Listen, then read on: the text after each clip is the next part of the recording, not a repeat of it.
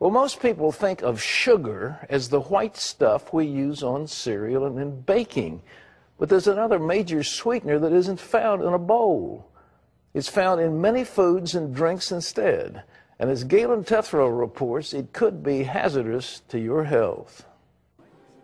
With Hannah Montana cereal on the market, kids may pester their mothers to buy it.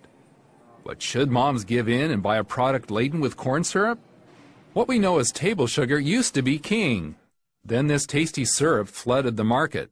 Medical doctor Dana Flavin.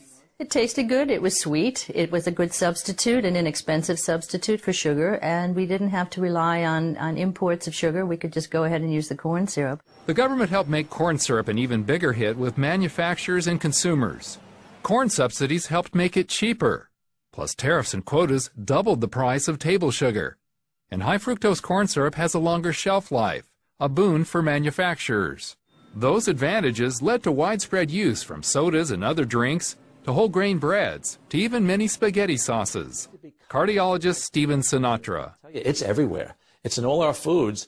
And even myself, I mean, I struggle and read those labels all the time. And I'll tell you a story the other day when I ate something and there was high fructose corn syrup in it, and I got rid of it immediately. When the corn syrup wave started, Flavin worked in the foods division at the Food and Drug Administration. For years, she had no concerns about the sweetener until she needed research for an article.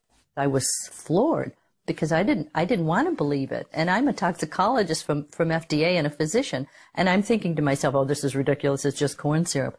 I wish it were just corn syrup and just that simple. It's much more complicated. Flavin and Sinatra think excessive table sugar and corn syrup are both bad.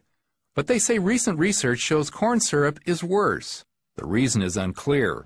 But it appears that the manufacturing of corn syrup makes it chemically different than table sugar. Another problem with high fructose corn syrup is the fructose itself. The body processes fructose more slowly than other sugars. In the liver, the body turns fructose into fat rather than burning it for energy. And so you start developing what they call fatty liver. Now, fatty liver can later on start changing also into a less effective liver that's not functioning properly. A fatty liver encourages weight gain. Flavin says fructose compounds obesity by increasing hunger. And this is the problem. So you do eat more, and then you have more, a greater appetite, because your body's saying, I haven't had enough. And your body's being fooled, essentially, by a whole chemical imbalance. Sinatra, the cardiologist, says in that same process, insulin, the body's sugar manager, goes haywire. High fructose corn syrup is very sweet. It elicits an insulin response. And when it happens, remember, insulin is the #1 risk factor for cardiovascular disease. That means deadly strokes and heart attacks. And of course, insulin problems are at the heart of diabetes and all its health complications. A study of diet and this type of diabetes over past decades found increased corn syrup consumption and less fiber intake helped increase type 2 diabetes by a factor of 20. Flavin worries about what's happening to the nation's children. Kids and teens consume more corn-sweetened soft drinks than any other age group, and that makes them much more likely to develop diabetes. The fructose in the corn syrup interacts with the carbonation to form substances called carbonyls. Carbonyls are not only toxic, but have been linked to cell damage, leading to diabetes in children. For children born in 2000, the lifetime risk for developing type 2 diabetes is 30% for boys and 40% for girls. Sinatra says most doctors don't recognize high fructose consumption as the cause of health problems in adults.